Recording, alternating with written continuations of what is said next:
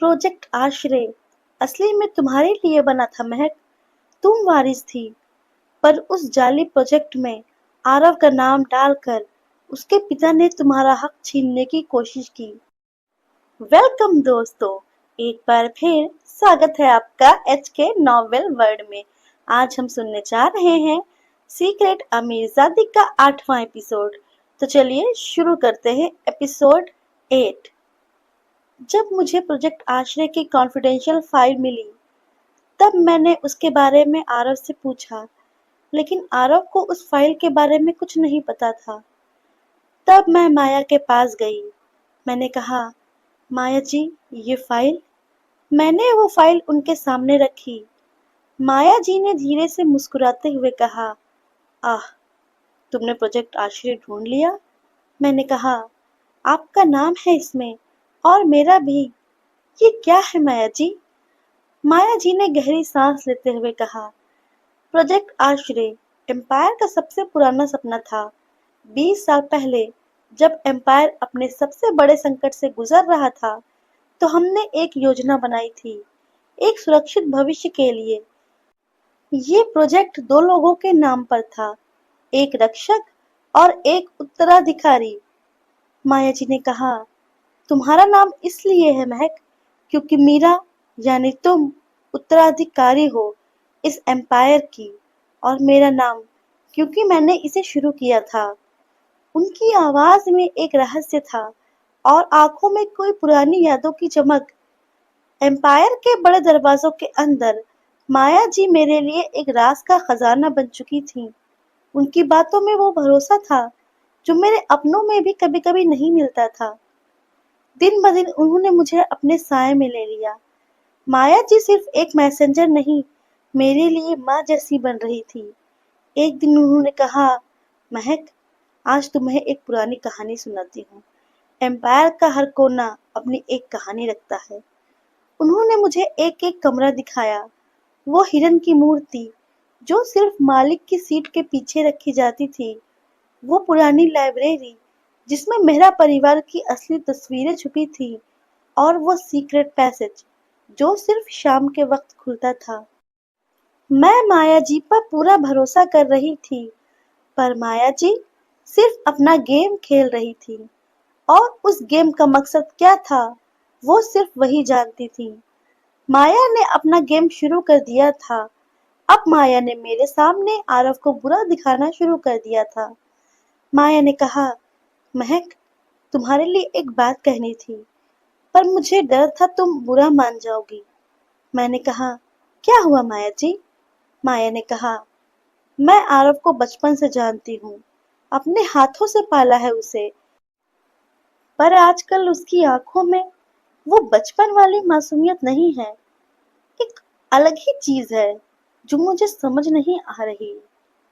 उनका हर लफ्ज मेरे दिल में एक छोटा सा शक बिठा रहा था, पर मैं आरव के बारे में कुछ कहना नहीं चाहती थी, क्योंकि उसकी मुस्कान अब मेरे दिन का सबसे खूबसूरत हिस्सा बन चुकी थी। माया ने कहा, बस अपना ध्यान रखना महक, एम्पायर के दरवाजों के पीछे सब कुछ वैसा नहीं होता जैसा दिखता है। माया जी के साथ बैठते हुए ऐसा लगता था जैसे ये बूढ़ी औरत मुझे सालों से जानती हो। माया जी ने कहा, महक, तुम्हारी आंखों में एक अजीब सी चिंता रहती है, पर दिल बहुत साफ है तुम्हारा। पता नहीं क्यों, पर माया जी की बातों में एक अपनापन था, जैसे मैं अपना दिल उनके सामने रख सकती हूँ। शायद इसीलिए मैं अपनी कुछ बातें उनसे कहने लगी, अपने घर की, अपने सपनों की, और अपनी जिंदगी की कुछ ऐसी कहानियां जो मैंने किसी से कभी नहीं कही थी। माया जी ने हल्के से सांस लेते हुए कहा, बस महक, याद रखना, ये एम्पायर बहुत कुछ देखता है, और कभी-कभी जो दिखता है वो होता नहीं। उस वक्त मुझे लगा ये बस माया जी की अजीब सी बातें हैं, पर मुझे क्या पता था कि ये बातें एक दिन मेरी जिंदगी बदल देंगी। जब एक बार शक का बीज दिल की मिट्टी में गिरता है, तो चाहे आप उसे पानी ना भी दें, वो अपने आप उगता है और गहरा होता चला जाता है। दूसरे दिन माया जी ने मुझे फिर बुलाया। माया जी ने कहा, महक, तुमने कभी सोचा है आरव अगर बदल गया हो या सिर्फ अपना काम निकालने वाला हो तो फिर तुम क्या करोगी? मैंने कहा, ये आप क्या कह रही हैं? आरव तो मैं जानती हूँ उसे। माया जी ने कहा, जानती तो हो महक, लेकिन सिर्फ उतना जितना वो तुम्हें दिखाता है। मैं तुमसे कुछ नहीं कह रही, बस इतना कह रही हूँ, एम्पायर में किसी पर भी अंधा विश्वास मत करना। यहाँ वफादारी के पीछे भी अपना मतलब छुपा होता है।